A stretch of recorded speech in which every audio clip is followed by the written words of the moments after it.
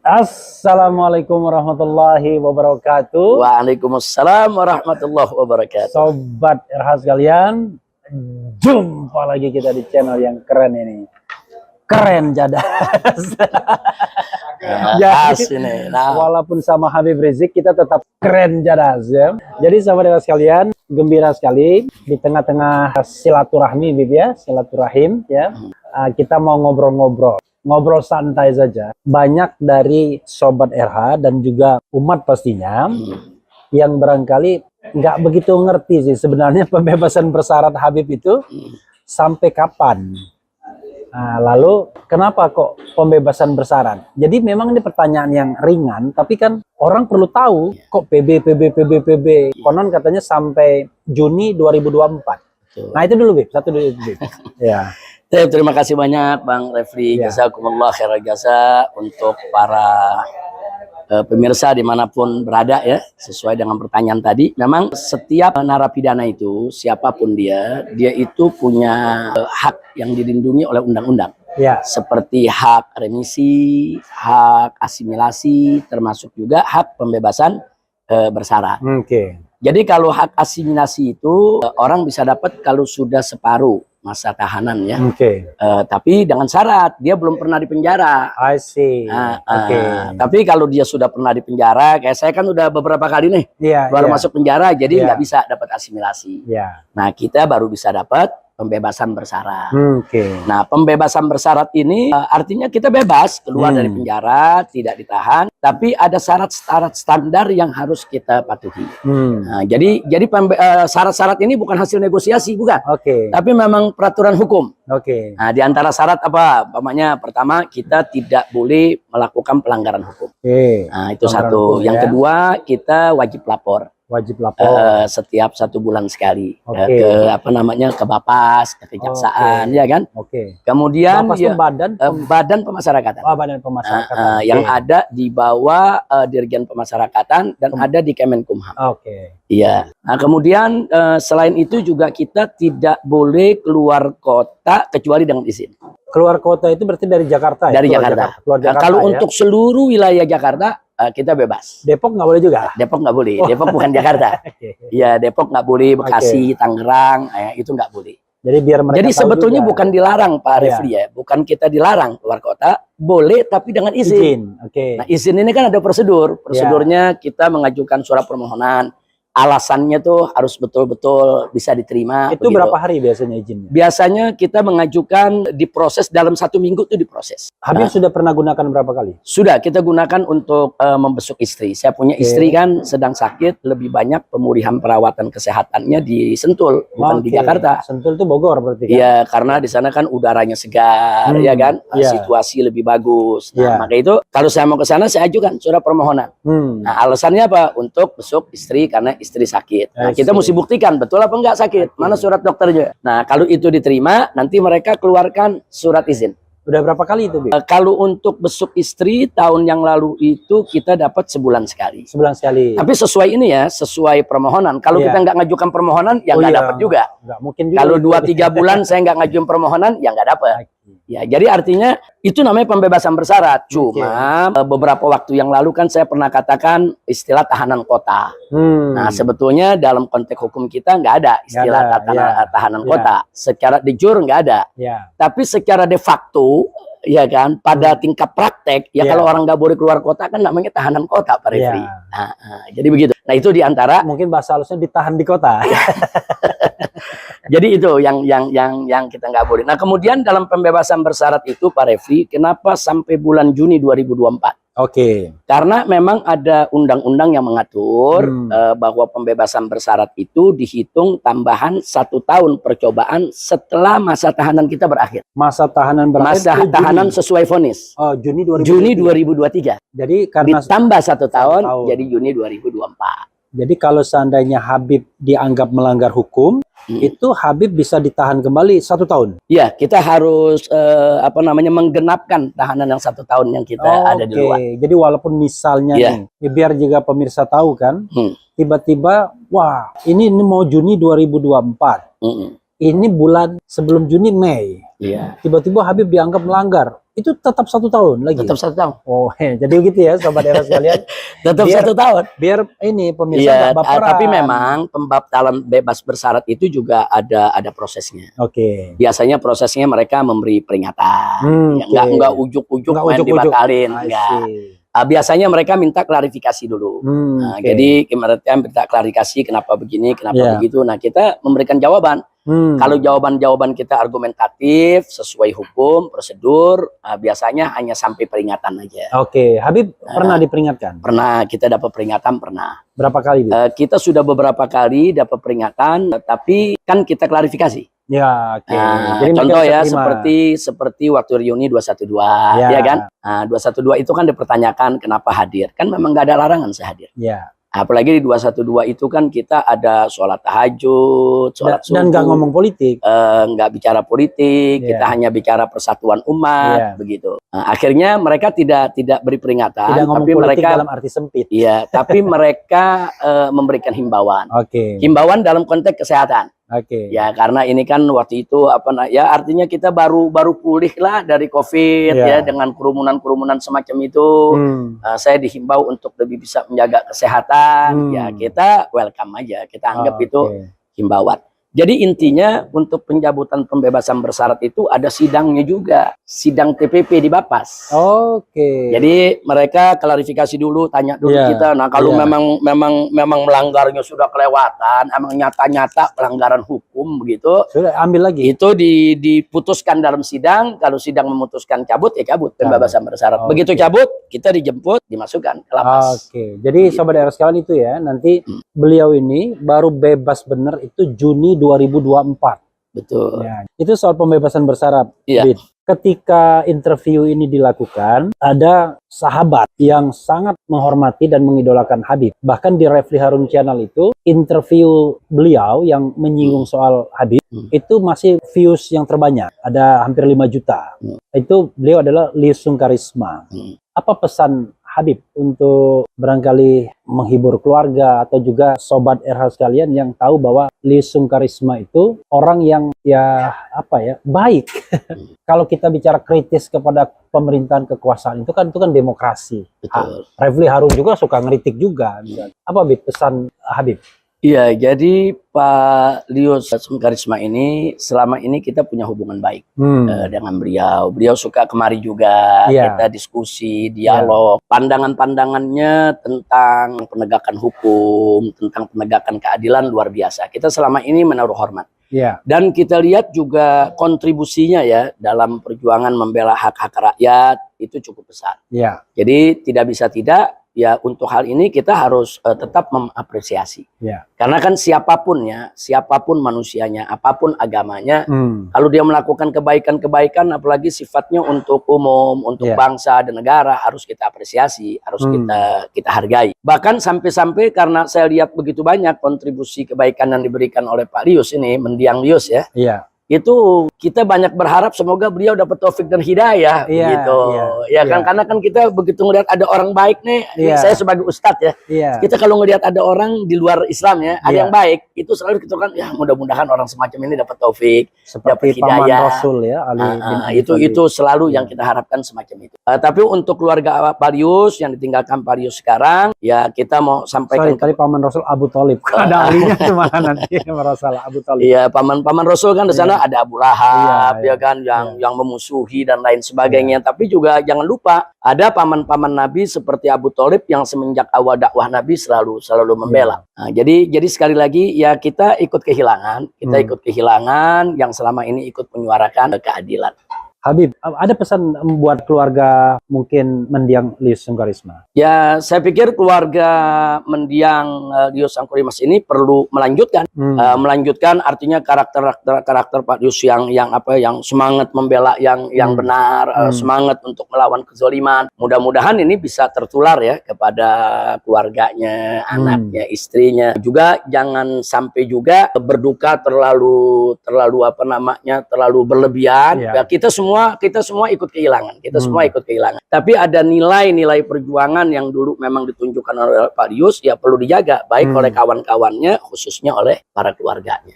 Oke. Iya. Ya itu yang mengenai untuk mendiang Lius Sungkarisma, sahabat mendiang Lius Sungkarisma. Ini Bib, yang ketiga ya. Saya mau tanya kegiatan Habib setelah pembebasan bersyarat mulai Agustus tahun lalu ya. Agustus tahun lalu sampai interview ini dibuat awal 2023 ini. Apa saja yang Habib lakukan? Mungkin ada beberapa orang yang atau pemirsa sudah tahu, tapi mungkin akan lebih baik lagi dijelaskan. Ya. Kegiatan-kegiatan rutin yang saya lakukan semenjak saya bebas. Ya. Pertama, dakwah itu tetap kita lakukan. Hanya tentu dalam kemasan yang berbeda. Jadi dalam suasana pembebasan bersyarat, karena ada rambu-rambu yang kita tidak boleh langgar ya.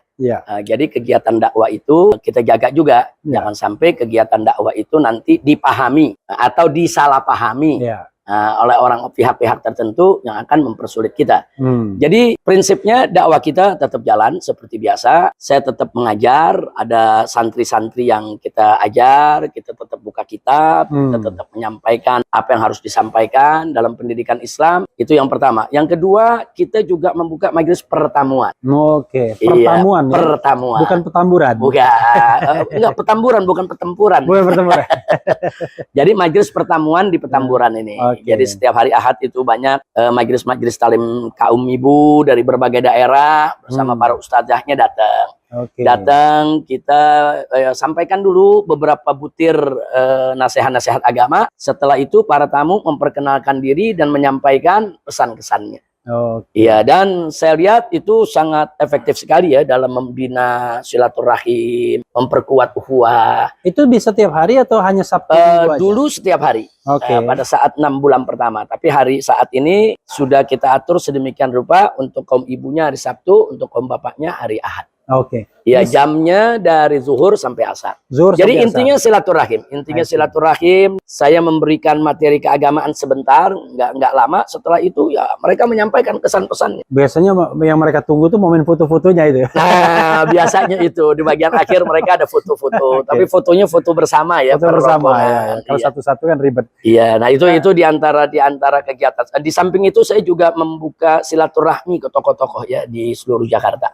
Jadi kita datangi orang-orang tua kita, guru-guru kita yang di Jakarta ini kan banyak kan. Di Jakarta nih ada Kiai Haji Maulana Kamal Yusuf di Paseban sana, ada Kiai Haji Mahfuz Asirun di Cengkareng sana, ada Kiai Haji Munawir Asri di di Klender sana. Kemudian masih ada lagi insya Allah ke depan Kiai Syukron Makmun di Jagakarsa. Jadi semua orang-orang tua ini kita silaturahim, kita datangi. Karena kan saya udah nggak boleh keluar kota nih. Ya saya silaturahim keliling Jakarta aja Pak Refli. Jadi hikmahnya ya. Iya. Jadi mereka yang di Jakarta paling tidak hikmahnya adalah beliau lebih banyak waktu untuk bersilaturahmi di Jakarta. Betul. Nah di samping itu sisanya kita lebih banyak baca kitab sama nulis kitab. Kalau secara hitungan, Habib boleh sebenarnya menghadiri undangan di luar Pulau Jawa, misalnya seberang. Ya secara secara de jure saya boleh keluar kota, boleh keluar pulau, bahkan boleh keluar negeri, tapi harus izin. Tidak dapat izin. Dan bisa. ada tingkatan. Kalau kita keluar kota. Dari Jakarta, ini izinnya cukup di tingkat Bapas. Tapi kalau pergi keluar pulau, seperti ke Sumatera, Kalimantan, itu izinnya di tingkat Kanwil. Berjenjang. Nah, kalau keluar negeri, katakan mau umroh misalnya, nah, itu izinnya di tingkat kementerian. Iya, dan tentunya semakin tinggi tingkatan, itu kan memerlukan waktu yang cukup lama ya. Kalau di tingkat Bapas mungkin 2-3 hari minta izin selesai. Kalau tingkat Kanwil kan bisa seminggu, 2 minggu. Kalau tingkat menteri mungkin bisa sebulan. Asal jangan setahun aja. Kalau setahun. Jadi bukan nggak boleh, boleh. Umroh boleh. Kalau umroh alasannya apa? Oh ini kan ritual keagamaan. Selama alasannya masuk di akal, atau kita mau keluar kota untuk apa? Berobat umpamanya. Karena di Jakarta nggak ada rumah sakit yang menangani ini. Saya harus di rumah sakit. Boleh, nggak ada masalah. Tapi semua harus pakai proses perizinan. Bib, ngomong-ngomong umroh, Bib, insya Allah ya, 2 hari setelah interview ini dilakukan, saya mau umroh, Bib. Alhamdulillah. Ya, jadi apa nasihat umroh makbulah? Ya, insya Allah. Apa nasihat Habib kepada umat yang barangkali mau umroh? Kalau haji kan nanti. Tapi kalau umroh apa yang Habib nasihatkan atau Habib doakan begitu? Ya, biasanya kita kalau berhadapan dengan jamaah umroh yang ingin melaksanakan umroh, di samping yang kita ingatkan kepada mereka untuk tidak melanggar aturan-aturan ibadah umrohnya, tapi selalu kita dorong juga untuk mereka bertafakur dan tadabbur, merenungkan dan memikirkan serta menghayati setiap perilaku mereka di dalam manasik umroh. Contoh, kenapa sih mereka mengelilingi Ka'bah? Kenapa sih mereka harus sa'i? Kenapa sih mereka harus cukur rambut? Nah, tentu kan di sana ada makna khusus. Kalau secara syariat ya memang kita lihat cukur rambut selesai berarti tahallul. Tapi kan di balik itu kan ada makna, ada makna yang tersirat. Contoh, pada saat kita mengelilingi Ka'bah 7 kali putaran, kan semestinya kita perhatikan bahwa kita dan seluruh umat Islam yang datang dari berbagai negeri. Dan itu mengelilinginya tuh melawan arah jarum jam dari kanan. Kalau sekarang yang kita lihat saat umroh itu, saat tawaf itu dari berbagai negeri, suku bangsanya berbeda, bahasanya berbeda, bahkan mazhabnya juga banyak berbeda. Tapi menariknya mereka berputar dengan arah yang sama, nggak ribut, dengan jumlah putaran yang sama juga, dan titik pusaran yang dikelilingi adalah satu titik saja, yaitu Ka'bah. Artinya itu kan satu pendidikan ilahi. Allah memberikan pendidikan kepada umat Islam bahwa engkau ini dari berbagai dunia, dengan berbagai suku, dengan berbagai budaya, engkau sebetulnya harus bergerak sama, seiring, selangkah, melangkah untuk menuju satu titik. Satu titik itu adalah ridha Allah. Yang kemudian dilambangkan dengan titik Ka'bah tadi. Nah, seharusnya pada saat kita bertawaf, kita saat itu berikrar di hadapan Allah untuk menanggalkan pakaian perpecahan, pakaian permusuhan, pakaian perselisihan. Kita ganti dengan pakaian persatuan, pakaian ukhuwah, pakaian persamaan di antara saudara, persamaan hak maupun kewajiban. Nah, itu kan makna yang mesti kita ambil dari tawaf. Nah, begitu juga nanti dari minum air zam-zamnya, apa sih yang bisa kita ambil? Begitu juga dari sa'inya antara Safa dan Marwah, begitu juga dari tahallulnya. Nah, ini yang saya maksudkan. Artinya jangan kita hanya mempelajari soal syarat, rukun, adab, wajib. Kalau itu kan hanya untuk keabsahan. Tapi untuk mengambil hikmah dari ibadah kita, perlu juga kita merenungkan kenapa begini, kenapa begitu. Dan itu sebenarnya setiap orang punya perenungan masing-masing. Betul. Dan bisa jadi satu orang mendapatkan sesuatu yang nggak didapat oleh yang lain. Dan perenungan-perenungan itu sangat penting, bisa menjadi sumber sugesti kita ke depannya. Nah, jadi kita tahu, oh kenapa saya umroh, oh kenapa saya minum air zam-zam. Gitu. Minum air zam-zam itu kan seolah-olah kayak kita berikrar kepada Allah. Air zam-zam ini kan air mulia ya, air mujizat.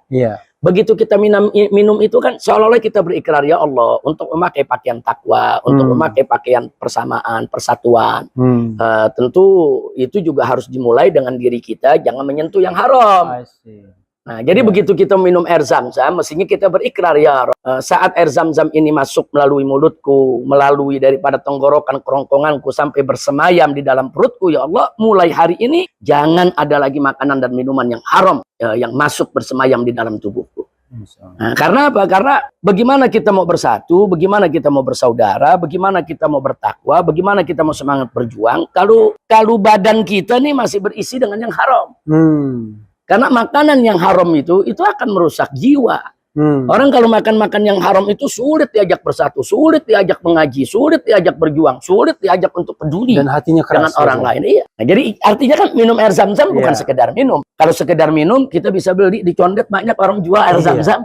Beli, minum, selesai. Tapi kita minum di sana tuh ada makna, begitu. Itu air zam-zam itu nggak apa-apa ya dimandiin, orang cuci muka? Nggak apa-apa. Tabarukan nggak apa-apa. Tapi juga jangan sampai mubazir, jangan sampai terbuang-buang.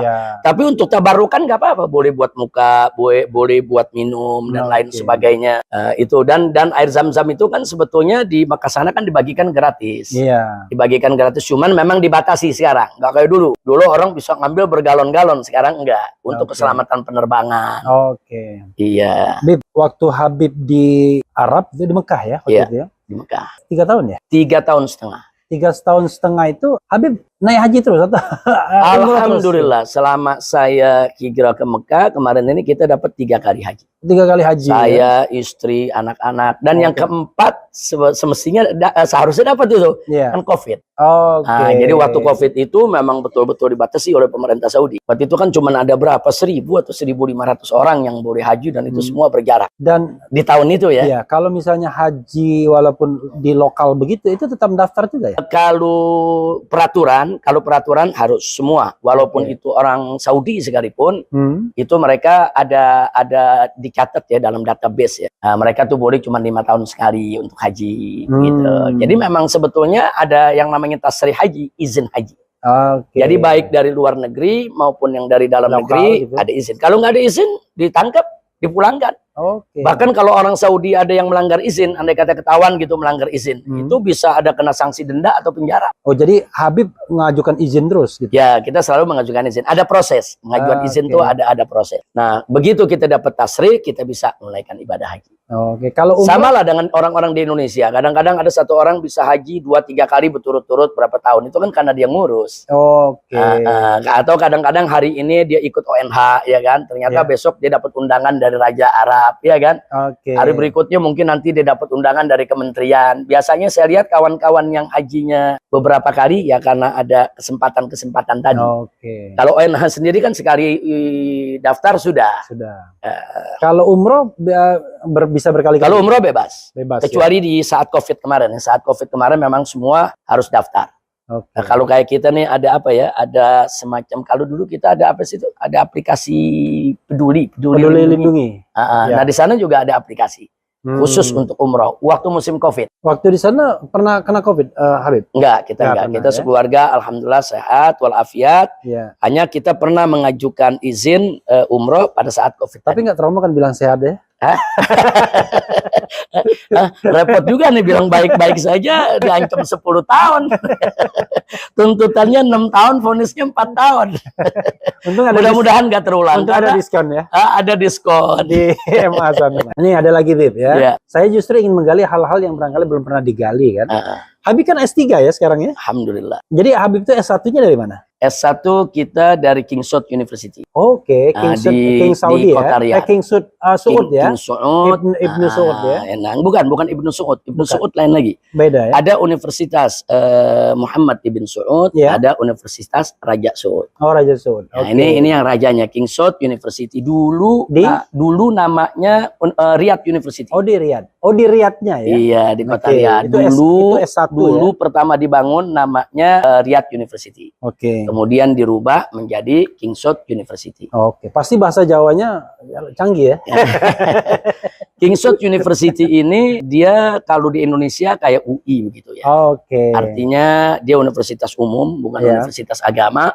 Di dalamnya ada fakultas kedokteran, fakultas teknik, fakultas pertanian pun ada walaupun di gurun.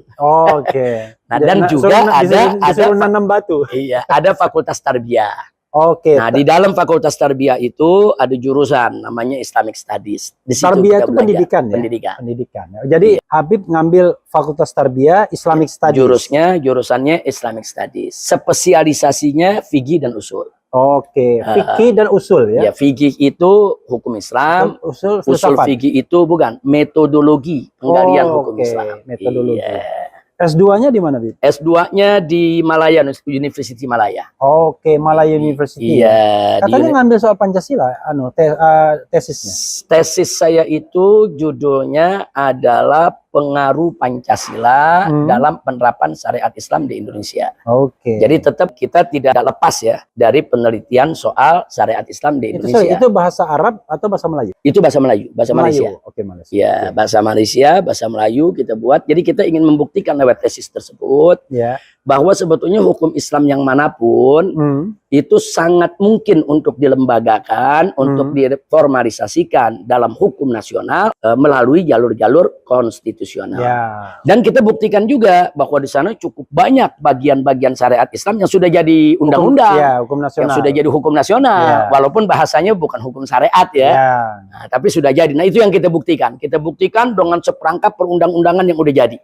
Yang kesimpulannya bahwa Pancasila Pancasila itu nggak melarang pemberlakuan syariat Islam. Yang penting dilakukan melalui jalur konstitusional. Ya, tapi sebagai tesis ya tentunya kan kita harus bahas dulu apa itu Pancasila, bagaimana sejarahnya, kemudian bagaimana posisinya dalam tata negara Indonesia. Kita harus bahas itu dulu. Setelah kita bahas itu, terus kita bahas juga syariat Islam, apa itu syariat Islam. Itu di jurusan apa itu, Bu? Itu jurusannya tetap jurusan syariat. Jurusan kalau di Malaysia dia masuk filsafat ya. Tapi sebetulnya itu syariat. Jadi masternya tetap Master of Art. Itu tahun berapa Habib menyelesaikannya? 2000 berapa ya? Saya lupa. Kalau nggak salah 2012 ya. 2012. Ya, tapi itu memang kita menyelesaikan itu sambil jalan. Jadi begini ada ceritanya, Bang Refli. Saya dulu sering dakwah di Malaysia. Pulang pergi, nggak ada niat untuk ngambil S2. Nah kemudian kalau kita ke Malaysia, kita kumpul sama kawan-kawan. Ada Dr. Adian Usaini, ada Dr. Fahmi Zarkasi yang dari Gontor, ya kan? Kemudian ada beberapa kawan lah. Nah mereka ini yang mendorong supaya saya ya sekalian aja ngambil S2. Begini, nah, kita diskusi, akhirnya mereka yang ambilkan formulir, mereka isiin, toto nama kita udah masuk di sana. Ya, akhirnya ya sudah. Karena hasil diskusi kita bicara tentang penerapan syariat Islam dan juga tentang hubungannya dengan Pancasila di Indonesia, itu kita jadikan sebagai judul tesis. Dan kebetulan waktu itu ada Profesor Mahmud Suhdi, seorang profesor di University Malaya yang sangat ngerti soal Indonesia. Iya, jadi nyambung kita bicara. Stay di sana sempat atau enggak pulang pergi, pulang pergi ya. Kita pulang pergi aja. Jadi kita ngambilnya inian by riset. By riset. Iya, jadi kita nggak mesti hadir di kelas. Iya. Nah, itu S2 ya 2012. S2. Fortunately, alhamdulillah ternyata ketika kemarin sempat di hotel. Oh iya, di hotel bintang 7. Bintang 7 yang bikin pusing ya. Itu menyelesaikan disertasi. Betul. Nah, ujiannya di situ malah. Betul. Itu dari universitas apa? Sama universitasnya? Kita dari USIM, University Sains Islam Malaysia. Itu bahasa Arab atau bahasa? Itu bahasa Arab. Arab. Karena memang USIM ini kan universitas internasional. Jadi dia memberikan kita pilihan mau buat tesis dalam bahasa Inggris atau bahasa Arab. Ya, saya pilih dalam bahasa Arab karena memang lulusan S1 kita kan dalam bahasa Arab. Jadi saya pikir lebih bahasa Jawanya. Jadi itu yang kita ambil. Universitas Sains Islam Malaysia. Saya ngambil di filosofinya. Itu dari kota apa? Kuala Lumpur? Nggak jauh dari Kuala Lumpur. Nggak jauh dari Kuala Lumpur. Dia kota baru, nggak jauh dari Kuala Lumpur. Dan tarafnya memang taraf internasional. Dan rankingnya juga cukup bagus. Kemarin disertasinya soal apa? Disertasi saya itu, kalau judul bahasa Arabnya, Manahijut Tamyiz Baina Usuluddin wa Furu'uddin fi Syariah wal Aqidah wal Akhlaq Inda Ahli Sunnati wal Jamaah. Artinya sesama biskota dilarang saling mendalu. Jadi artinya Manahijut Tamyiz itu metodologi pemilahan antara usuluddin dengan furu'uddin. Jadi antara hal-hal yang sangat prinsip di dalam Islam dengan yang tidak boleh diperdebatkan dengan hal-hal yang memang merupakan rancah perdebatan di antara ulama soal fikih. Jadi kita ngambil metodologinya, bagaimana cara kita memilah. Oh ini usuluddin, oh ini furu'uddin, oh yang ini nggak boleh diperdebatkan, oh yang ini boleh diperdebatkan, oh yang ini kalau memperdebatkannya bisa mengantarkan kepada kekafiran. Oh kalau yang ini diperdebatkan wajar aja selama ada dalil-dalil yang bisa dipertanggungjawabkan. Nah itu kita pilih bagaimana metodologi itu dalam bidang akidah dan bagaimana metodologi tersebut diberlakukan dalam bidang syariat serta bagaimana pula juga penggunaan metodologi tersebut dalam bidang akhlak. Tapi dengan batasan menurut Ahlus Sunnah wal Jamaah. Jadi supaya disertasi kita nggak meluas kemana-mana ya. Jadi kalau Ahlus Sunnah wal Jamaah itu bisa dibilang apa itu? Mainstream pemikiran atau satu mazhab atau jadi Ahlus Sunnah wal Jamaah kalau dalam dalam konteks akidah itu selama 1200 tahun lebih disepakati ulama itu akidah Asy'ariyah dan Maturidiyah. Itu udah mainstream. Mainstream. Mainstream akidah Ahlus Sunnah wal Jamaah itu bukan Mu'tazilah, bukan Khawarij, ya kan? Bukan Murji'ah, bukan Jahmiyah, begitu. Nah, yang disepakati oleh mereka adalah dari akidah Asy'ariyah dan Maturidiyah. Itu dalam konteks akidah. Dan itu tapi kalau Ahlus Sunnah wal Jamaah dalam konteks fikih, nah itu 4 mazhab yang terkenal. Mazhab Hanafi, Maliki, Syafi'i, Hambali. Jadi ada dalam ranah fikih, ada juga dalam ranah akidah. Jadi kita nggak mau keluar dari situ. Jadi kita nggak bicara apa pandangan Syiah, apa pandangan Mu'tazilah, enggak. Kita bicara apa pandangan, karena kan Ahlus Sunnah wal Jamaah ini kan yang merupakan asawadul aqbab, mayoritas umat Islam di dunia itu kan. Jadi bisa dibilang dia tengah ya? Ya, nah justru Ahlus Sunnah ini yang wasatiyah, yang pertengahan. Jadi kalau sekarang ini Bang Revi lagi ada istilah-istilah yang populer, moderasi beragama ya. Moderasi beragama kan ini kan konteksnya kan untuk bagaimana memoderatkan cara memahami ajaran agama. Ya sebetulnya kalau kita bicara Ahlus Sunnah wal Jamaah dari dulu sudah moderat. Moderat dalam arti kata iktidal, insof, moderat dalam arti kata wasatiyah, pertengahan, enggak ekstrim kanan, enggak ekstrim kiri. Jadi Islam dari awal turunnya memang sudah moderat. Islam dari awalnya memang sudah wasatiyah, sehingga sebetulnya enggak tepat juga kalau Islam ingin demoderasi, karena memang udah moderat dari sananya. Begitu. Nah, jadi sekali lagi Ahlus Sunnah wal Jamaah itu adalah yang ajaran Islam yang moderat itu. Tadi bilang ini yang usuluddin sama yang furu'uddin ya? Furu'uddin. Itu contoh kasusnya, Bib, misalnya? Contoh kasus begini ya, kita bicara umpamanya dalam bidang akidah. Dalam bidang akidah. Umpamanya kita bicara tentang Isra Mi'raj Nabi alaihi salatu wassalam. Ahlus Sunnah wal Jamaah semua sepakat bahwa Isra Mi'raj Nabi itu bukan khurafat, bukan khayalan. Bukan cerita fiktif, bukan dongeng. Tapi suatu peristiwa yang betul-betul terjadi. Sudah sepakat.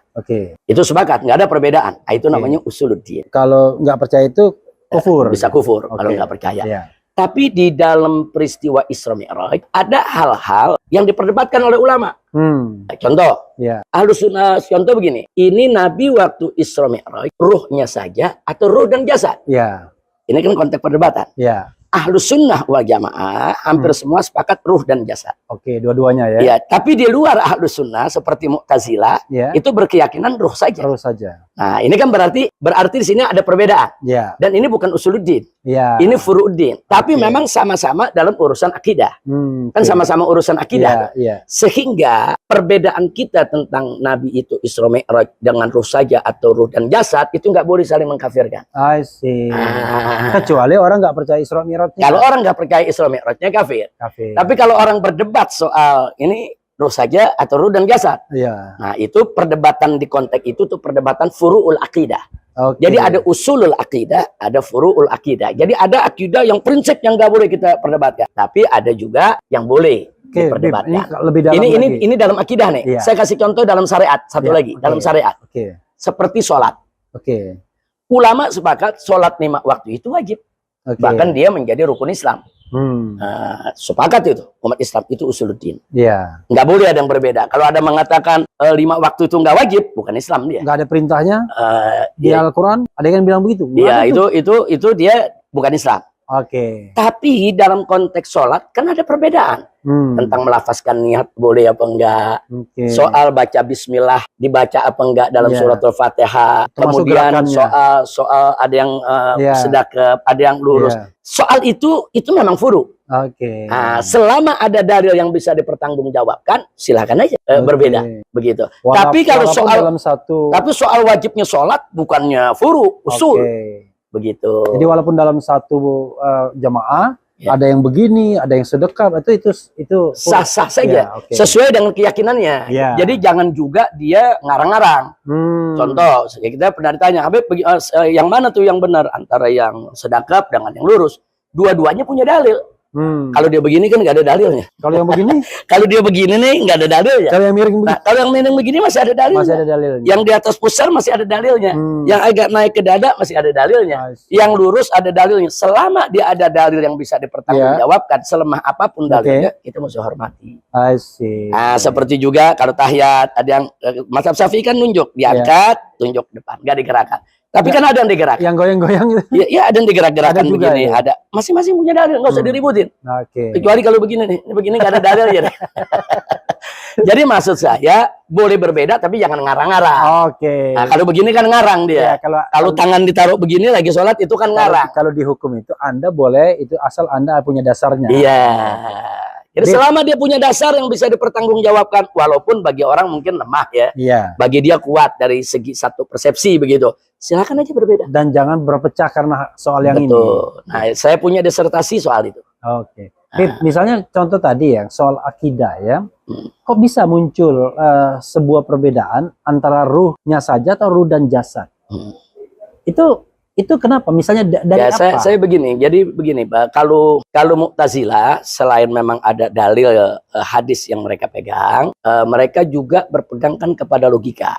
I see. Iya, mereka mencoba untuk memakai logika mereka karena ini kan perjalanan Nabi ini kan kalau kita pakai bahasa modern, ini kan menembus alam ini, menembus waktu ini. Nah, jadi mereka melihat pakai secara logika, mereka lihat badan fisik jasad nih nggak kuat untuk melakukan itu.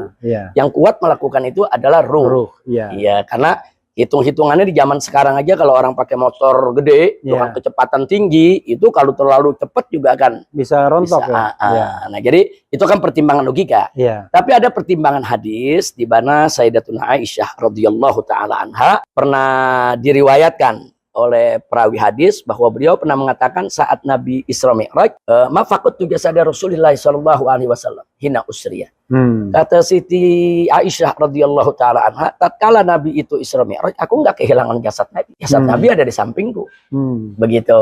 Nah, ini menjadi dalil mereka, berarti Nabi jasadnya masih tetap ada di dunia tuh.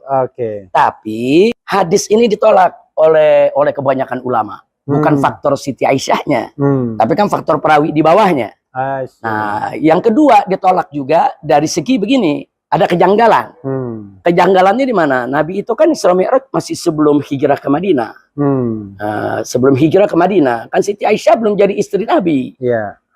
Tinggal serumah dengan Nabi kan ketika di Madinah, bukan ketika di Mekah. Di Mekah, ya. Nah, jadi artinya kalau berdasarkan data sejarah, waktu Nabi Isra Mi'raj belum sekamar dengan Siti Aisyah, belum serumah. Dari mana bisa jasadnya ada di ranjang beliau? Nah, ini namanya ada sesuatu yang janggal. Nah, sehingga dalil itu ditolak. Nah, adapun ulama Ahlus Sunnah wal Jamaah menyatakan ruh dan jasad ya karena cerita Nabi. Nabi yang menyampaikan. Nabi menyampaikan, Nabi nggak pernah mengatakan ruh saya saja yang ini. Itu satu. Ada lagi dalil lain. Kalau andai kata perjalanan Isra Mi'raj itu dengan ruh saja, apa bedanya dengan mimpi? Begitu. Nah, yang kedua, kalau memang Nabi cerita soal ruh saja, itu orang-orang kafir Quraisy nggak bakal protes. Kalau Nabi cerita semalam saya ngimpi ruh saya jalan ke sana kemari, orang kafir nggak bakal protes. Sesuatu yang biasa kalau mimpi. Tapi kenapa orang-orang kafir protes keras? Ya Muhammad, engkau majnun, engkau gila, engkau bohong, engkau begini. Karena Nabi menceritakannya di alam nyata. Sehingga orang-orang kafir nggak terima. Nggak mungkin alam nyata itu terjadi. Nah, itu kan Ahlus Sunnah juga ada logika juga. Jadi kesimpulannya dalil argumentasi yang diajukan oleh Ahlus Sunnah jauh lebih kuat daripada Mu'tazilah. Tapi sungguh pun begitu, walaupun Ahlus Sunnah berpegang kuat kepada pendapat ruh dan jasad, tapi Ahlus Sunnah nggak ngafirin Mu'tazilah. Hanya karena pendapat bilang ruh saja. Nah, ini kan wasatiyah namanya.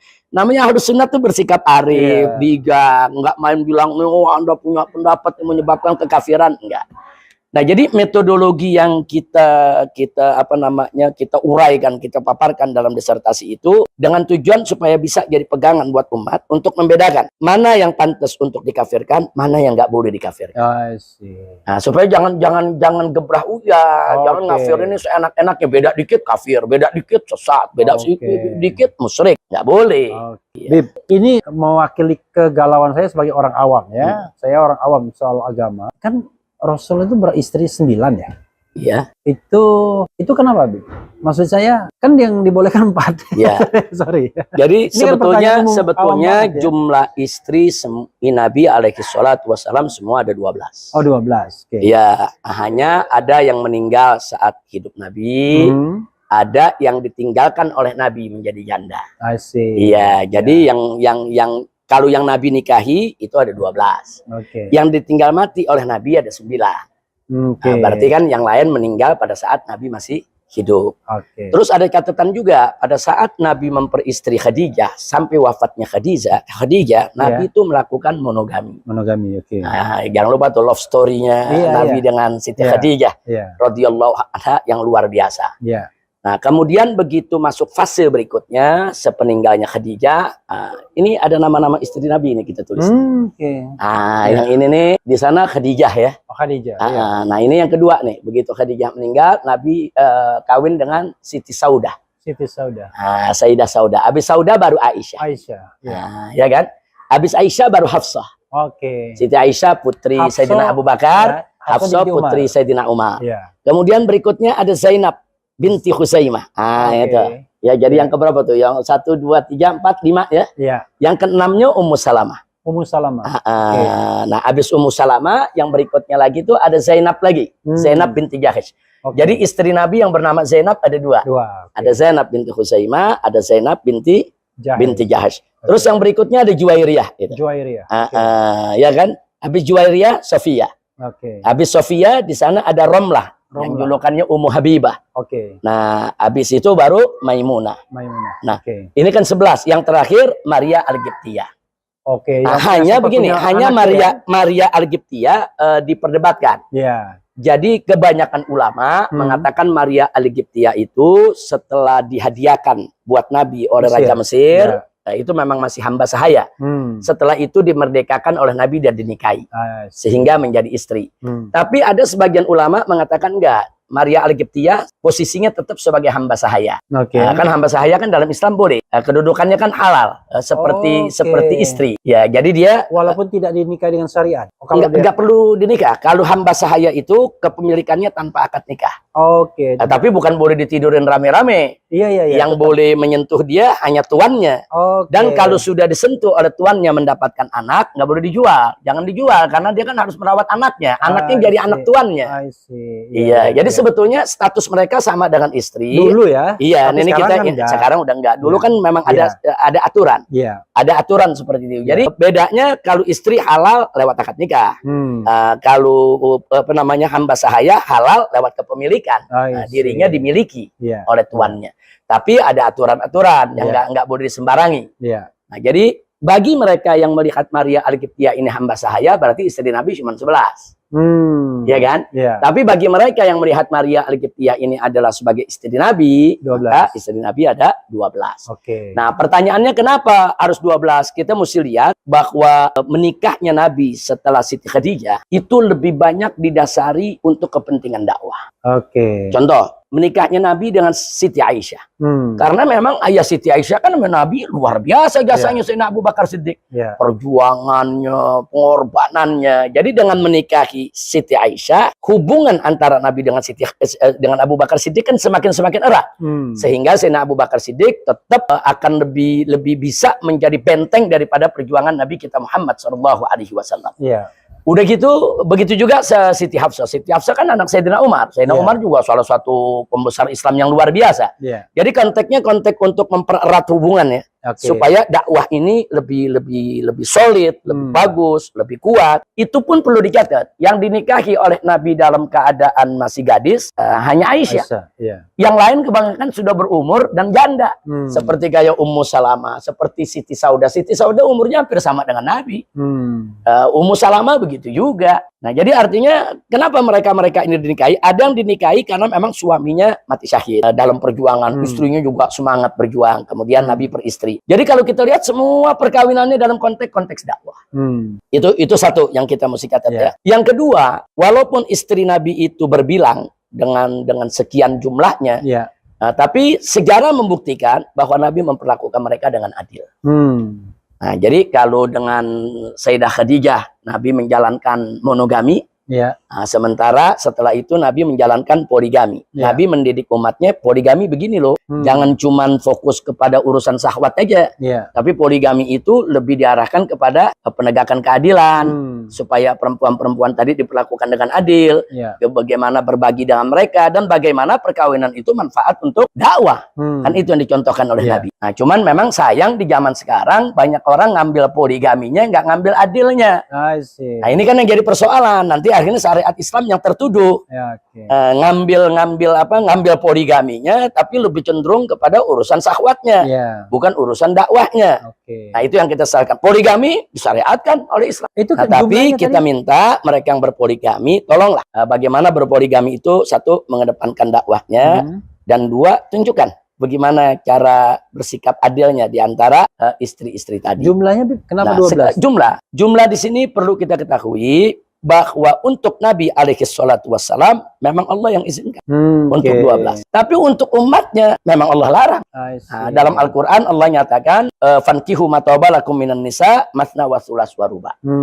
Jadi silakan kau nikahi perempuan-perempuan yang kau sukai, kata Allah dalam Al-Qur'an, yaitu 2, 3 atau 4. Artinya Allah yang membatasi. Ya. Sebelum ini nggak ada pembatasan. Makanya waktu Nabi 3 tambah 4. Jadi 9. Jadi memang sebelum itu kan nggak ada pembatasan. Pembatasan itu kan datangnya belakangan. Ya. Jadi ada sahabat sebelum masuk Islam dia punya istri cukup banyak. Begitu dia masuk Islam ditanya kepada Nabi, bagaimana? Nabi bilang, kau pilih mana istri yang kau sukai, cukup 4. Yang lainnya kau lepaskan secara baik-baik. Nah, jadi artinya itu namanya kalau dalam hukum tuh retroaktif itu. Gitu. Jadi artinya begini ya, kalau Nabi kan ada hal-hal yang memang khusus buat Nabi, nggak boleh buat yang lain. Nah, jadi nggak semuanya kan disamakan, ada juga yang khusus buat Nabi. Dan beratnya hukum juga ada yang khusus buat Nabi. Contoh, bagi kita sholat tahajud kan sunnah. Nabi nggak boleh ninggalin tahajud. Bagi kita sholat tahajud sunnah, ninggalin tahajud kita kan nggak apa-apa. Tapi bagi seorang Nabi ninggalin tahajud ditegur sama Allah. Nah, jadi tahajud itu bagi Nabi itu seperti kewajiban gitu, di samping sholat lima waktu. Begitu juga kurban setiap tahun. Bagi kita kan sunnah. Tapi bagi Nabi wajib. Gitu. Jadi Nabi sendiri yang mengatakan ini wajib atasku, tapi nggak wajib buat umatku. Nah, jadi ada yang khusus buat Nabi, yang memang bukan tidak khusus buat umatnya. Tapi jangan melulu kita berpikir, oh ini enak tuh, Nabi kok istri bisa 9. Cuman dilihat soal perkawinannya. Dia nggak lihat soal lain, beban-beban yang diberikan oleh Allah kepada Nabi yang jauh lebih berat daripada umatnya. Nah, jadi kalau kita melihat siapa Nabi dan bagaimana aturan Islam, kita mesti lihat secara komprehensif. Kalau kita lihat secara komprehensif, kita bisa lihat, oh ya ini memang adil. Oh ya, pantas kalau Nabi dapat kekhususan semacam ini. Habib kok monogami? Sekelas Habib. Saya sangat mendukung poligami. Nah, saya sangat mendukung poligami karena secara syariat itu memang ajaran Islam. Dan itu memang yang dicontohkan oleh Nabi Muhammad SAW. Tapi dalam praktek kehidupan, saya ini kan sehari-hari kita berdakwah, kita berjuang. Dan berjuang kita, Pak Refli tahulah bagaimana berjuang kita nih, keluar masuk penjara dengan beban yang banyak.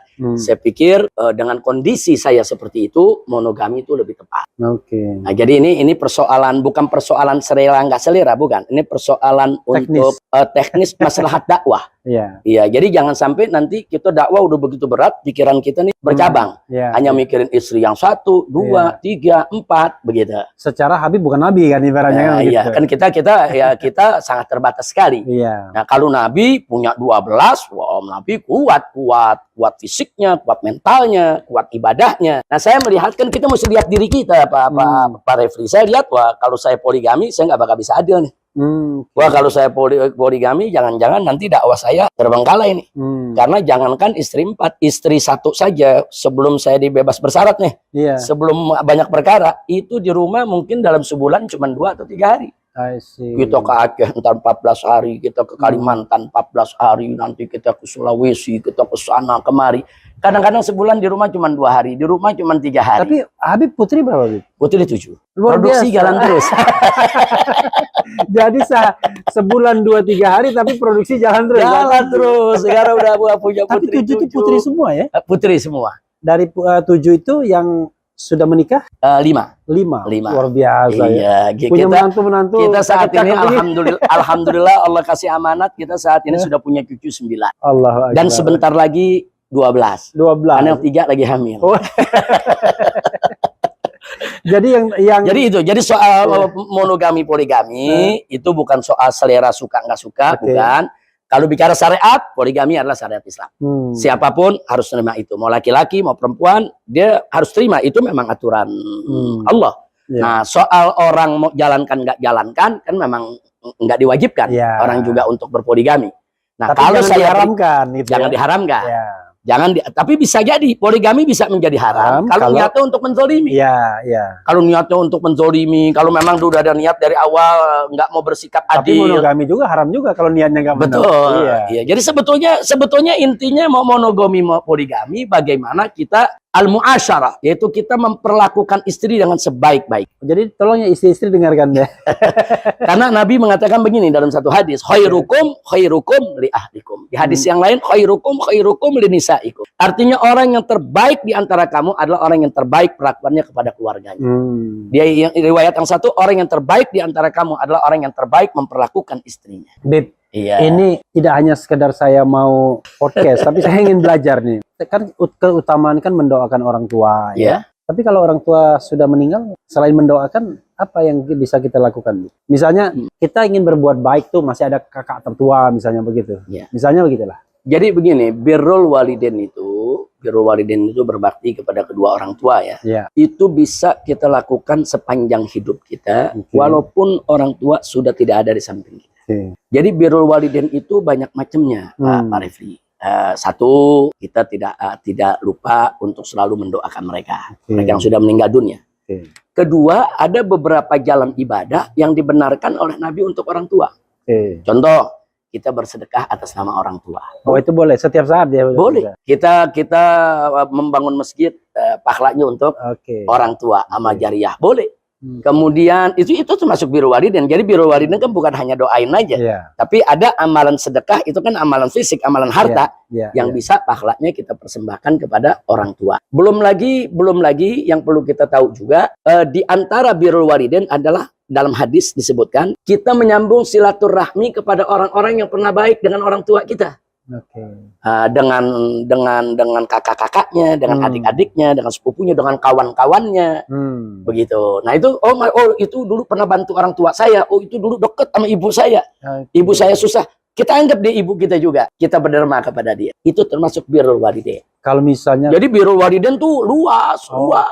Bahkan orang-orang dulu di zaman Nabi, zaman tabi'in, itu saking birrul waliden, kalau punya anak dia kasih nama ayahnya yang udah meninggal dunia. Kan banyak yang begitu. Ayahnya siapa nih? Ayahnya umpamanya namanya Ahmad, ya kan? Dia namanya Hasan. Begitu punya anak, ayahnya udah meninggal dunia, dikasih nama lagi Ahmad.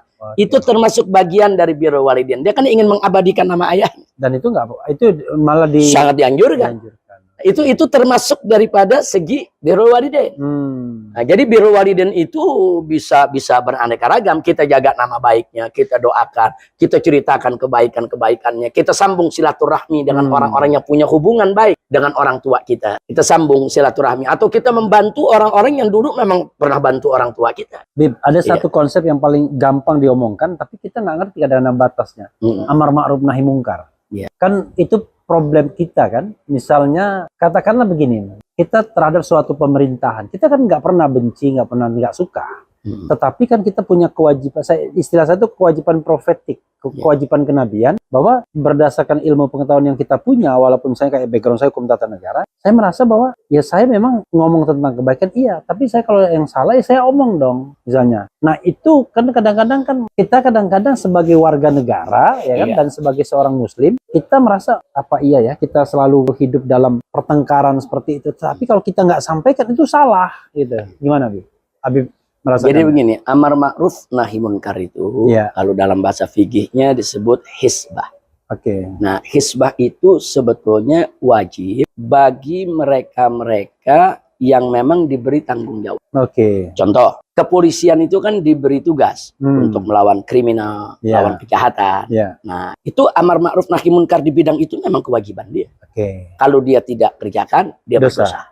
Begitu juga kepala daerah, kepala negara, dia kan juga diberikan tanggung jawab. untuk mengatur keuangan negara, untuk mengatur pengeluaran, pendapatan dan lain sebagainya. Dia harus jalankan itu dengan baik.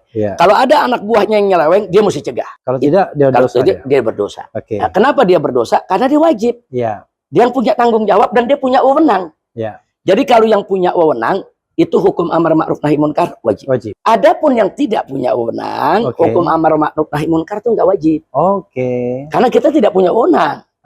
Tapi jangan lupa, kalau sampai tidak ada yang menegakkan amar ma'ruf nahi munkar sama sekali, semuanya jadi dosa. Itu yang disebut fardul kifayah. Iya. Jadi kalau umpamanya soal apa nih? Soal ketatanegaraan, kita lihatnya ada kemungkaran, nggak betul nih secara negara maupun secara agama ini nggak betul. Kemudian yang punya wewenang, yang punya tugas mestinya membenahi. Contoh yang punya wewenang seperti lembaga pengawasan kan DPR. Berarti kan tugas dia dong, mestinya mengawasi, tegur kalau ada kesalahan. Itu hukumnya wajib. Kalau komisi di DPR ya di bidang ini dia tidak mengomentari, dia biarkan saja, mereka dosa. Nah, tapi sekarang semacam Bang Refli nih. Bang Refli kan bukan menteri, bukan anggota DPR. Hukumnya fardhu kifayah. Kalau udah ada ahli yang lain yang menanggapi, kita nggak dosa, nggak menanggapi. Tapi kalau yang lain nggak ada yang menanggapi, yang punya kewajiban nggak menanggapi di DPR umpamanya, yang di luar juga para ahli tata negara nggak menanggapi juga, ya mau nggak mau Bang Refli harus ikut menanggapi. Karena kalau nggak dosanya rame-rame. Kalau misalnya, jelas ya. Jadi jadi yang punya wewenang itu fardul ain. Tapi yang tidak punya wewenang itu fardul kifayah. Zaman dulu waktu ada FPI dulu tuh, Forum Pembela Islam dulu. Mereka bukan fardul ain, mereka nggak wajib amar ma'ruf nahi munkar. Yang wajib polisi, RT, RW itu yang wajib untuk melakukan amar ma'ruf nahi munkar. Kalau semua diam, ya terpaksa kita harus mengerjakan amar ma'ruf nahi munkar. Karena kalau kita nggak kerjakan semua dosa. Nah kalau semua dosa itu yang bisa mengundang bencana, musibah dari Allah. Dan kalau bencana datang, ya bencana kan nggak nanya mana rumah kiai, mana bukan kiai.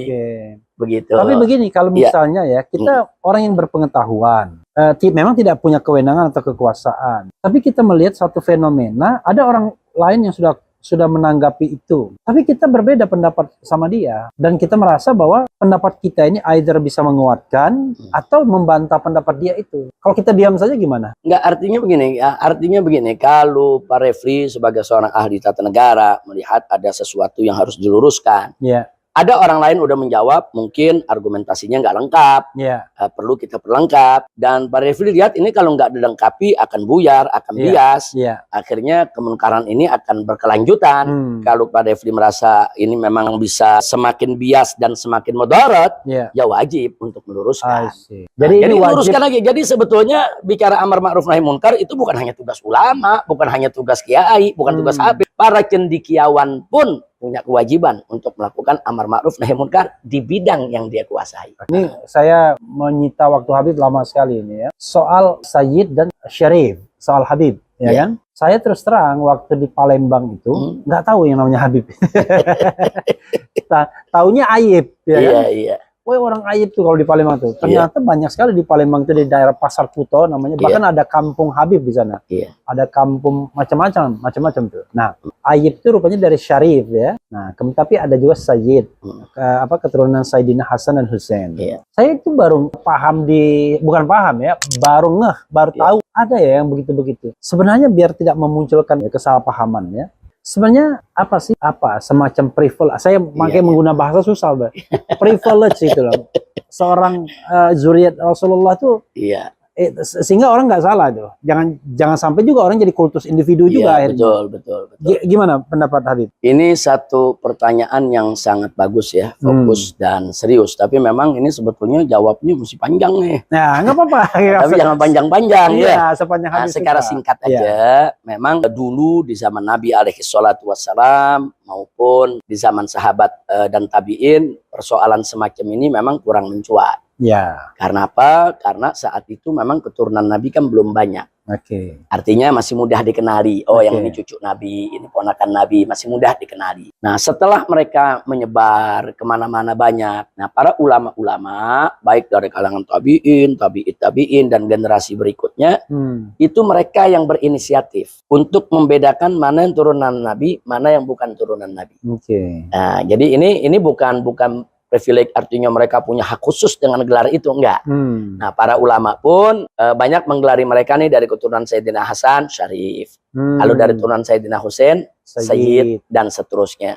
Dan ini kalau kemudian Habib Sayyid ya. Ya, kemudian begitu berjalannya zaman sampai di Nusantara di Indonesia, ternyata istilah-istilah itu lebih bervariasi. Nah, contoh kayak di Jakarta dulu lebih banyak dipanggil Habib.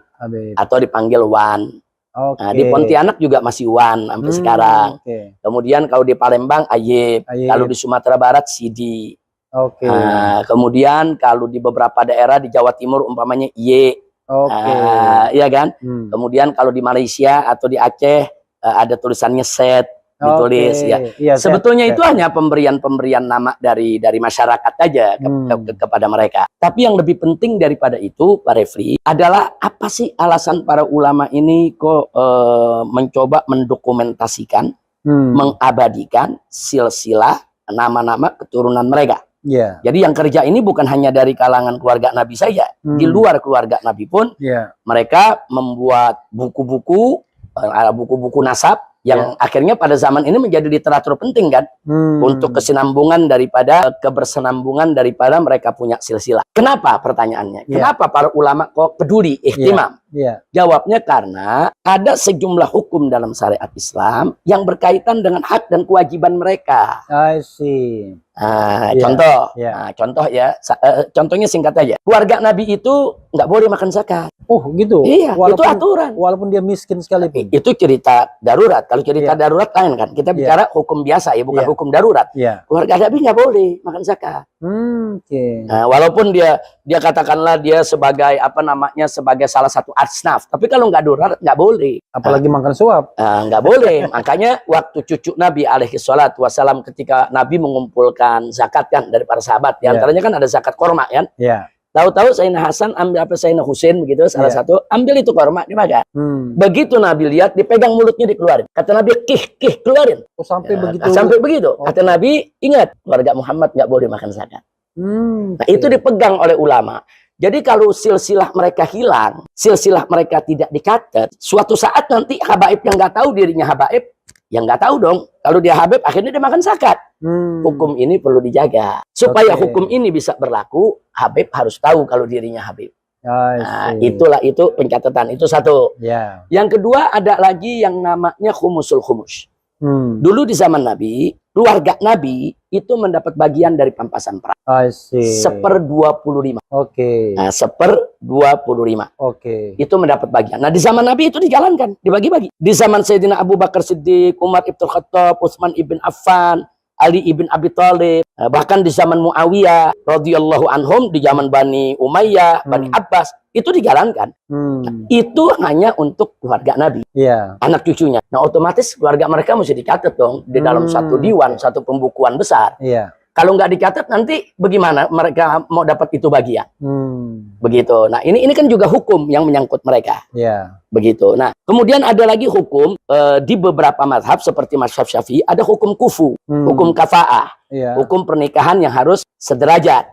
Nah, walaupun di situ ada perbedaan pendapat ulama ya, kita nggak bicara soal perbedaannya. Tapi bagi ulama yang menjadikan kufu itu sebagai masalah yang harus diperhatikan dalam perkawinan, tentunya masalah nasab menjadi penting buat mereka. Begitu. Nah, jadi ini yang mereka jaga. Jadi ada sebagian hukum berkaitan dengan para keturunan Nabi ini. Nah, termasuk juga yang Sayyidina Abu Bakar mengatakan apa? Kata Sayyidina Abu Bakar dalam Sahih Muslim, urqubu Muhammadan fi ahli baiti. Jaga kehormatan nabimu dengan kau jaga kehormatan anak keturunannya. Nah, jadi artinya kan kita nggak katakan ini sebagai privilege atau suatu keistimewaan atau bagaimana. Enggak. Artinya ada satu kewajiban agama begitu. Bahwa umat ini diwajibkan untuk menjaga kehormatan mereka, mencintai mereka, menghormati mereka. Tapi kalau umat nggak tahu, yang mana keturunan Rasulullah? Inilah sebab-sebab kenapa para ulama sepanjang zaman mencatat nasab Nabi. Dan pencatatan ini sampai hari ini masih ada. Dan itu untuk di Jakarta umpamanya di Jakarta, Indonesia, Malaysia dan Asia Tenggara itu adanya di Robito Alawiyah. Robito Alawiyah itu kalau ada habib yang lahir dia lapor ke Robito. saya melahirkan anak namanya ini. Itu dicatat. Cuman yang kesian yang nggak masuk dalam catatan. Nah, dan itu banyak pasti. Dan itu banyak. Nah, yang nggak masuk dalam catatan ini kita jadi dilema ya. Kita kan punya syarat. Kita mau akui dia nggak ada buktinya. Kita nggak akui bisa jadi benar, kan begitu? Iya. Nah, tapi dalam konteks keilmuan tetap harus pakai pembuktian dong. Itu yang dilakukan oleh Rabito Alawiyah. Anda ngaku Habib, mari kami periksa datanya, kita lihat. Nah, begitu diperiksa datanya, oh ada, oh benar, ini kakek Anda, ini begini, sah, diberikan buku bahwa dia seorang Habib. Nah, sehingga tidak sembarang orang ngaku-ngaku sebagai Habib. Kalau ngaku kan siapa aja bisa. Siapa saja bisa ngaku, saya Habib, saya keturunan Rasulullah.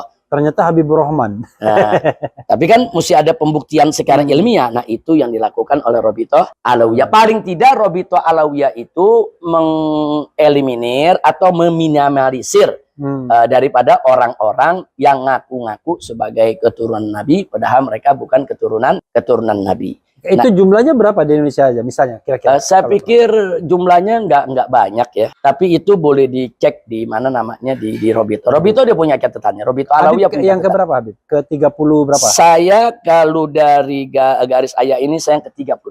38. Ada catatannya di mereka. Jadi saya juga begitu ngaku saya datang, ditanya dulu siapa ayahnya, siapa kakeknya. Ada pembuktian. Oh benar. Sampai ke 38 ya? Enggak. Pembuktian itu cukup di antara 4 sama 5 karena di atasnya itu tercatat semua. Ketemu aja, oh udah ketemu semuanya ke atas. Jadi kita nggak perlu membuktikan sampai ke atas.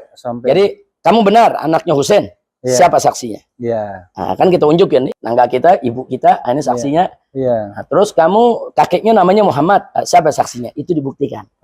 Jadi ada mekanisme pembuktian itu tuh ada mekanisme. Itu kenapa dinisbatkan kan itu kan patrilineal ya? Iya.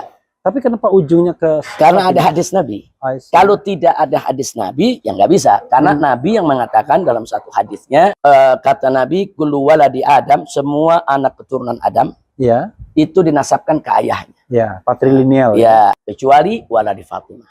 Kecuali putranya Fatimah. Maka dia bernasab kepadaku. Karena ada hadis ini. Kalau nggak ada hadis ini mana boleh kita nisbahkan kepada Nabi, nggak boleh. Karena ada hadis. Kan pegangan dalam Islam kan Al-Quran, Al-Hadis, Al-Ijma, Al-Qiyas. Nah, sementara untuk nasab Nabi Siti Fatimah, anak-anak Fatimah kepada Nabi ada hadisnya dan ada ijma ulama. Ulama Ahlus Sunnah sepakat semua bahwa turunan Fatimah ada turunan Nabi. Ada satu soal, katanya kalau Habib itu ini kontroversial mungkin. Itu katanya kalau dia mohon maaf nggak enak banyak. Kalau dia berdosa katanya azabnya di dunia aja, pas di akhirat nggak lagi katanya. Kalau saya punya pandangan nggak begitu. Nggak begitu. Begini, di dalam surat Al-Ahzab itu ada Allah menyatakan memberi peringatan kepada para istri Nabi. Kalau kalian berdosa, double dosa. Malah lebih berat. Kalau kalian baik, double pahala. Itu istri Nabi. Nah, para ulama mengkiaskan bahwa anak keturunan Nabi sama dengan istri Nabi. Jadi kalau kita pakai ayat itu, anak keturunan Nabi double. Dia berbuat baik, double pahalanya. Dia berbuat dosa, double dosanya. Bukan malah dia bisa bebas. Ini yang saya selama ini pegang ini, saya ajarkan kepada anak-anak saya, murid-murid saya. Jadi jangan kemudian dia merasa, oh ini turunan Nabi ini gak bakal masuk neraka, ini turunan Nabi ini boleh begini begitu. Enggak betul. Keturunan Nabi itu justru harus memberikan contoh yang baik dan mestinya dia lebih menjaga. Dia menjaga untuk lebih getol menjalankan kewajiban dan lebih takut untuk berbuat maksiat. Karena sebagai keturunan Nabi itu kan amanat. Itu yang mesti kita pegang. Jadi saya pikir kalau yang megang-megang kayak tadi tuh, itu memang orang malas ibadah tuh. Itu biasanya suka banyak ahli maksiat, na'udzubillah. Tapi yang jelas, yang perlu kita garis bawahi, pandangan-pandangan semacam itu berbahaya. Berbahaya bagi habaibnya dan berbahaya bagi para pecinta habaib juga. Nah, berbahaya bagi habaib, nanti dia malas ibadah. Bahkan dia suka maksiat, karena ngentengin. Bagi pecinta habaib juga berbahaya. Nanti kalau ada habaib yang berbuat maksiat, dia diamin. Itu habib, nggak apa-apa. Nah, ini saya pandang, saya lihat ini pandangan sangat berbahaya. Ini tidak perlu dipopulerkan. kedepankan. Justru yang perlu kita kedepankan istri Nabi, ingat, itu yang nggak ada hubungan darah tuh. Istri Nabi nggak ada hubungan darah. Nah kalau istri Nabi aja 2, apalagi yang punya hubungan darah, anaknya, cucunya. Nah sehingga dengan pandangan pedoman semacam ini, insya Allah habaib akan lebih terkontrol untuk berbuat yang lebih baik. Tapi saya punya himbauan nih, apa namanya Pak Refli, ya. Ada istilah itro, zuriyah, keturunan, ada istilah Habib, ya kan? Saya pikir ini mesti dipisahin ya. Masalahnya begini, dulu di Hadramut, kata Habib itu hanya diberikan kepada sayyid-sayyid yang soleh. Jadi kalau ada turunan Nabi nggak soleh, nggak ada yang dipanggil Habib. Nah, jadi ini perlu diluruskan juga. Jangan sampai nanti ada orang ngaku sayyid, dia berbuat maksiat, dia berbuat kejelekan, terus kita panggil Habib, kan ngawur. Saya termasuk yang menolak. Tolong, walaupun ada itu orang keturunan Nabi, walaupun dia katakan tadi ya gelangnya Sayyid Syarif, tapi kalau dia tidak soleh, dia tidak berakhlakul karimah, jangan dipanggil Habib. Cukup namanya aja. Iya, jadi gelar Habib ini adalah seorang sayyid yang beriman kepada Allah dan berakhlakul karimah. Nah, sekarang begini, maaf, kalau ada keturunan Nabi, tahu-tahu kita temukan dia agamanya bukan Islam, masa mau dipanggil Habib? Kalau ada orang ngaku keturunan Nabi, tapi dia mengharamkan yang haram, menghalalkan yang haram, masa dia panggil Habib? Ini kan jadi mencemarkan nama Habib. Nah, saya nggak setuju. Saya ajak umat Islam di mana-mana, kalau ada siapapun dia, walaupun dia itu ngaku keturunan Nabi, ada buktinya, kalau dia tuh apa namanya punya silsilah, itro, ya kita akui dia turunan Nabi, ya kita akui dia itro, ya kita akui dia zuriyah, tapi jangan dipanggil Habib kalau dia ahli maksiat. Tapi begini, Bib, misalnya jelas ya? Iya, jelas. Tapi persoalannya ada orang yang mengatakan, walaupun dia itu katakanlah ya nggak benar ya, tapi selama dia Habib, ya kita wajib menghormatinya, gimana? Iya betul, kita wajib menghormatinya zatnya sebagai keturunan Rasulullah SAW. Tapi perbuatannya kan enggak. Nah, kita mesti pisah dong. Nah, perbuatannya tetap mesti kita tentang, kemunkaran tetap mesti kita larang, kita cegah. Nah, bahkan maaf, Anda kalau ngelihat ada orang yang diberi gelar Habib kemudian berbuat maksiat, bagi saya ini mesti ditegurnya lebih keras.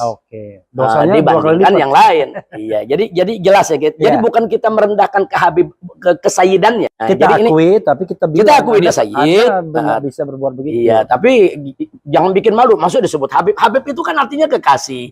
Habib itu dulu di Hadramut kalau orang udah soleh, bertakwa, beriman kepada Allah, seorang sayyidnya. Dia bagus, beriman, apa namanya ulama, baru dipanggil Habib. Nah, ini jangan sampai kerjaannya setiap hari menghina ulama, mencaci maki syariat, menghina syariat, tahu-tahu dipanggil Habib. Waduh, musibah.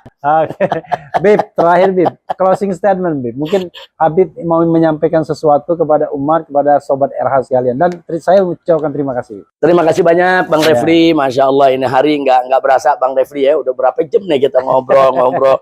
Kebetulan hari ini alhamdulillah Bang Refli silaturahim ke kita ngobrol-ngobrol, dan memang saya sudah janji dengan beliau dulu kapan-kapan mau menyapa ya para sahabat dari Bang Refli ya. Dalam kesempatan ini saya ingin mengajak semua, ayo sama-sama lah kita perbaiki hubungan kita dengan Allah Subhanahu wa Ta'ala. Insya Allah kalau hubungan kita dengan Allah kita perbaiki, nanti semua kesemrawutan yang ada di sekitar kita Allah yang perbaiki buat kita. Nah, jadi yuk sama-sama kita perbaiki hubungan kita dengan Allah. Kita tegakkan sholat 5 waktu, puasa Ramadan, zakat harta kita, jadi orang yang baik, jujur, jangan dusta, jangan bohong, jangan ingkar janji, jangan berbuat zalim. Kita beresin hubungan kita dengan Allah. Nanti urusan yang semrawut nih yang ada di luar nih, Pak Refli, insya Allah Allah beresin. Allah beresin. Kita punya utang piutang, punya kesulitan, punya kasus, punya ini, punya itu, semua akan Allah beresin.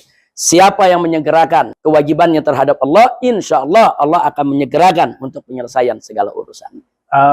Ya, saudara sekalian, itu tadi percakapan panjang dengan Habib Rizik Syihab, dan nggak menyangka kan, saya nggak nanya yang lain-lain. Ini tanpa janji nih. Iya, dan tanpa ini janji. Spontan betul deh. Karena biasanya saya kalau pakai janjian itu malah nggak jadi biasanya. Gitu. Kalau Refli mudah-mudahan senantiasa sukses, berkah, berhasil, dan mudah-mudahan Allah selalu lindungi dari makar-makar orang-orang yang tidak baik. Mudah-mudahan, insya Allah. Ini apa nama podcastnya? Refli Harun. Refli Harun ya. Tapi mudah-mudahan. Sobat RH kalau Sobat RH. Mudah-mudahan Pak Refli Harun dengan Sobat RH semua senantiasa diberikan keberkahan oleh Allah Subhanahu wa Ta'ala, gobol segala hajat, disembuhkan segala penyakitnya, bahagia dari dunia hingga akhirat. Amin ya rabbal alamin. Selamat berjuang Refli Harun. Cadas, keren. Wassalamualaikum warahmatullahi wabarakatuh. Waalaikumsalam warahmatullahi wabarakatuh. Mas.